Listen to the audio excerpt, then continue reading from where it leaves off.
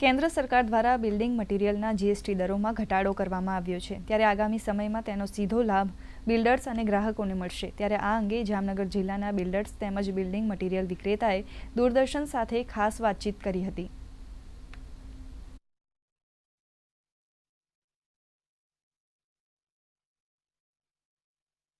सरकार के ये जीएसटी चेंजेस के माध्यम से काफ़ी बेनिफिट हम लोग को हुआ है, जो अल्टीमेटली कंज्यूमर्स को पास ऑन होने वाला है। It includes cement, bricks, tiles, paints etcetera आदि अन्य इंडस्ट्री जो मेन फाउंडेशंस है, जो सबसे ज़्यादा मटेरियल्स यूज़ होते हैं कंस्ट्रक्शन में। इसकी वजह से जो बेनिफिट प्राइस में बिल्डर्स को होगा वो अल्टीमेटली कंज्यूमर्स को पास डाउन किया जाएगा और इसकी वजह से डिमांड ये सेक्टर में काफ़ी बढ़ेगी फ्यूचर में।